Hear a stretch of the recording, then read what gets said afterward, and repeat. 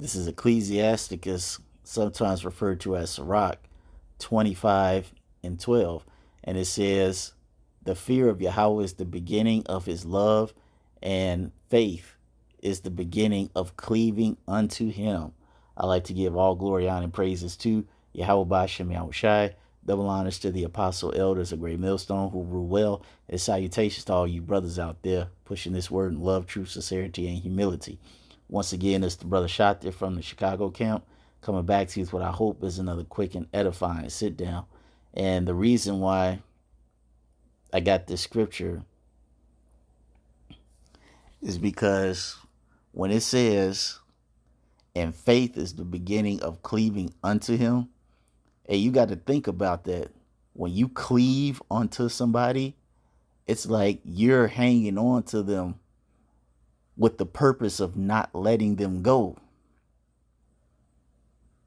And see, the times that we are coming in, we're going to have to cleave unto the Lord and trust him in 144% faith.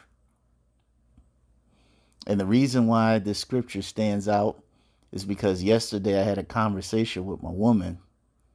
And to basically make a long story short, she's very concerned about the atmosphere in Babylon the Great, about how now almost everywhere you go, this draconian legislation is being pushed that you got to have the VidCo in order to enjoy any type of entertainment. Now, she knows I ain't going whatsoever. And she says she doesn't want to, but if it came down to it, she would. As she said, especially with her being in the healthcare field. But her main concern was about our son and what's going to happen when he gets older. She's like, I don't know. I have to see what's going on with our son because I don't want him to miss out on things. Is a roughly paraphrasing of her words, but the way she was speaking in her countenance, I can tell that my woman is possibly entertaining the thought, I should say, of possibly getting my son juiced up. Now, I don't want my son to be juiced up, but the thing is, that really sucks is that I have no power in my hand. It doesn't matter how much I tell her. It doesn't matter how I try to persuade her. It's not like I could take my son and just leave, because then I go to jail. Okay? And I have responsibility, so I can't do that.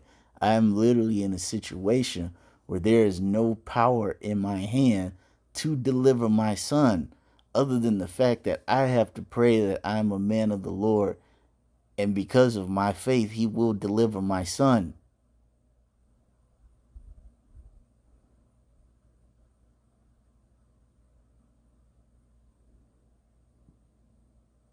And I thought about Deuteronomy 28 because that is part of the curses where it says that there won't be any might in your hand. And let's see.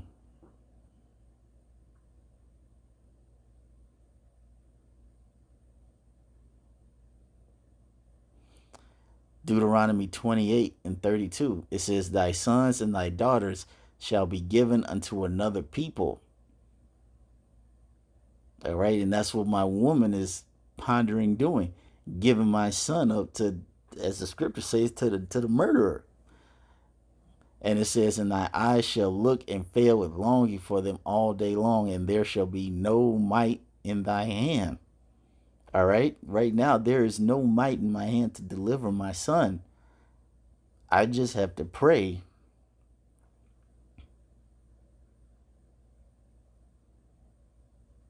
that the Lord continues to give me that faith to keep pushing forward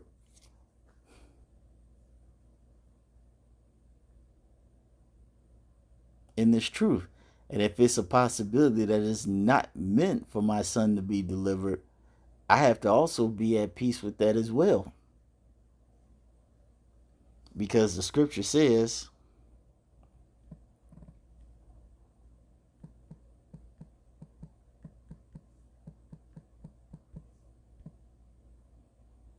in Matthew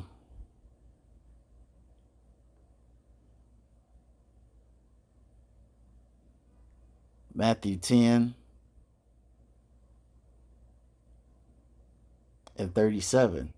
And it says, he that loveth father or mother more than me is not worthy of me. And he that loveth son or daughter more than me is not worthy of me.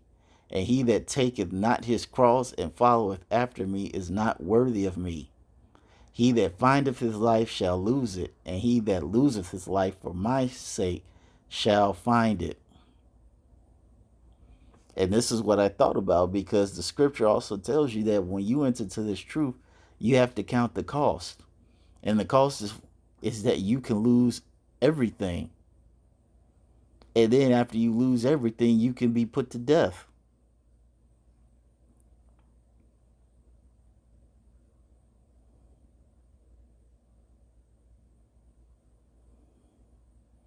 Now, of course, I didn't tell her how much it disturbed me that she was entertaining this idea.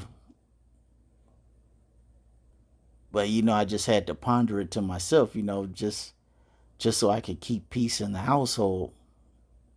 Well, when she said that, it really hurt my spirit. And I know there's many guys out there in this truth that have family members, and whether your woman has expressed to you or not, she's probably contemplating the same thing, juicing the kids up. Now, you being a man of the Lord, you already know what's in that stuff, and you know what it's going to do to people. So you know you don't want it in your children.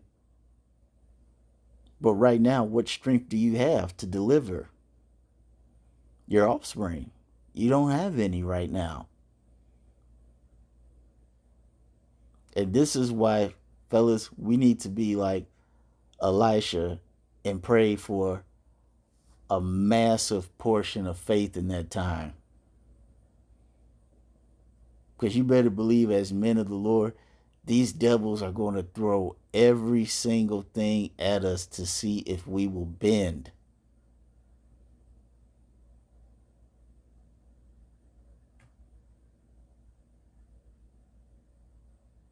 Up to and even including your own children.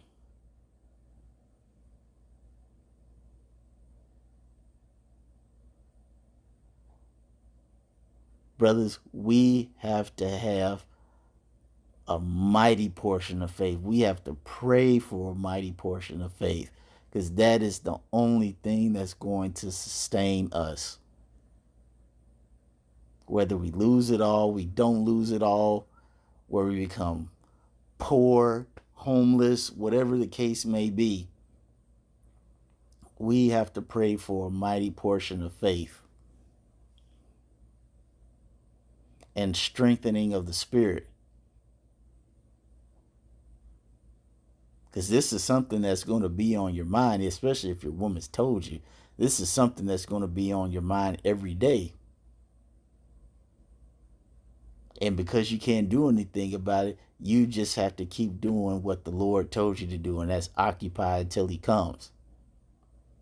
Do this work, read, pray, fast, be brotherly, go out on the highways and byways, spread this word. And then you just have to pray and doing this work of love and faith that the Lord will not only save you, but just like Cornelius, save his household.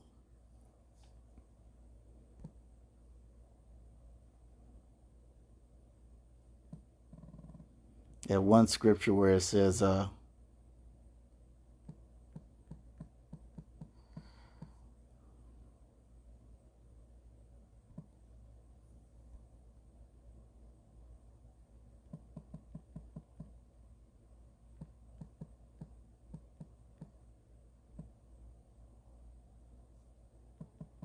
Let me put it on pause and find it. Here it is, Acts 16 and 30. And it says, and brought them out and said, Sirs, what must I do to be saved? And they said, believe on Yahweh Bashem Yahushai, and thou shalt be saved and thy house. So let's get that word. Acts 16. And we can probably end it on this.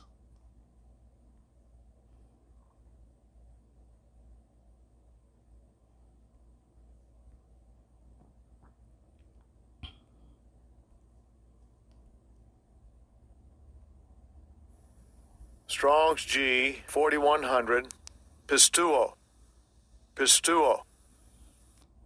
And it says, to think, to be true, to be persuaded of, to credit, place confidence in, of thing believed, to credit, have confidence in a moral or religious reference, used in the New Testament of the conviction and trust to which a man is impelled by a certain inner and higher prerogative and law of soul, to trust in Yahweh Shai as able to aid either in obtaining or in doing something, saving faith, mere acknowledgement of some fact or event, intellectual faith, to entrusting a thing to one, his fidelity, to be entrusted with a thing.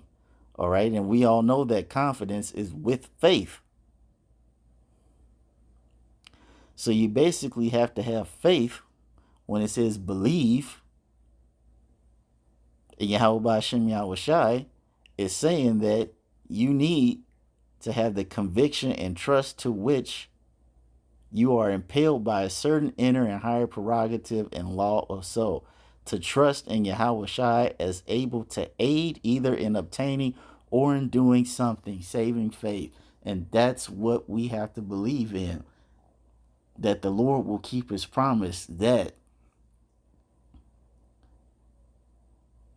if we fight this good fight to the end, keeping our faith and integrity, that the Lord will save us and he will save our household. And this is my hope, not only for myself, but for also my son. And for many of you men out there who have